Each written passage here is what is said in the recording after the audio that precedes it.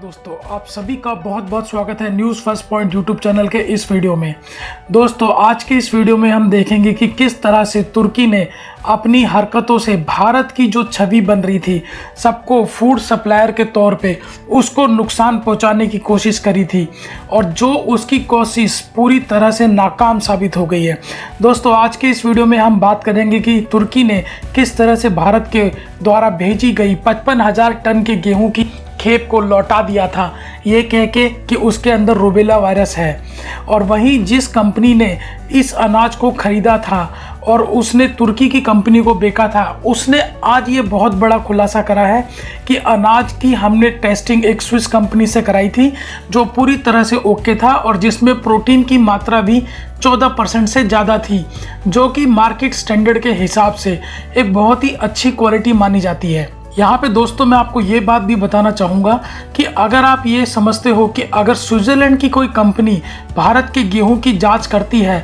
और वो भी यूरोपियन स्टैंडर्ड के हिसाब से, तो इस बात का आप अंदाज़ा लगा लीजिए कि उस गेहूं की क्वालिटी कितनी अच्छी होगी, तभी वो उनके टेस्ट पास कर पाया है। तो दोस्तों, यहाँ पे तुर्की को एक करारा जवाब मिला है और उसने जो भारत की छवि को खराब करने की कोशिश करी थी वो उसके ऊपर उल्टा पड़ गया है। वहीं दूसरी तरफ हम ये भी देखेंगे कि एक तुर्की की बहुत बड़ी साजिश का खुलासा हुआ है, जिसमें यह बताया जा रहा है कि रशिया और यूक्रेन के बीच में जो युद्ध चल रहा है, इसमें यूक्रेन के ओडिशा पोर्ट के ऊपर काफ़ी सारा गेहूं पड़ा है यूक्रेन का। आप इसके स्क्रीन की तरफ नज़र डालेंगे तो आप देखेंगे ओडिशा का पोर्ट वो एरिया है जो इस समुंदर से लगता है और यहाँ से ये रास्ता तुर्की होते हुए दुनिया के अन्य देशों के साथ भी जुड़ता है। यहाँ पे दोस्तों तुर्की की साजिश ये थी कि यूक्रेन और रशिया दोनों के दोनों युद्ध में व्यस्त हैं, जिसमें कि बहुत सारा गेहूं यूक्रेन के उड़ीसा पोर्ट के ऊपर पड़ा है। तुर्की उस गेहूं को खरीद लेगा या जो भी देश उस गेहूं को खरीदना चाहता होगा,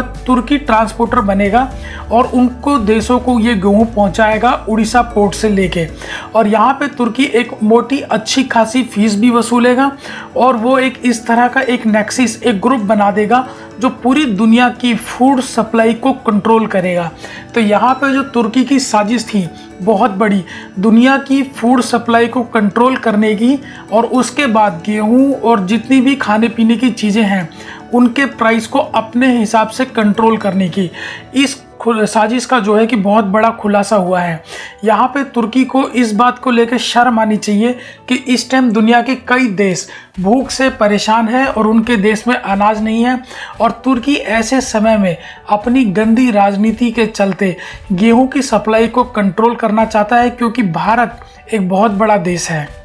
और अगर तुर्की को फूड सप्लाई को कंट्रोल करना है तो उसको सबसे पहले भारत को काउंटर करना बहुत ज़रूरी है। इसीलिए उसने भारत के खिलाफ ये प्रोपेगेंडा करा कि अगर लोग ये समझेंगे कि भारत का जो गेहूं है उसमें बीमारी है या उसमें प्रोटीन की मात्रा कम है या फिर वो उतना अच्छा नहीं है, तो जाहिर है हर आदमी तुर्की से ही गेहूँ लेगा।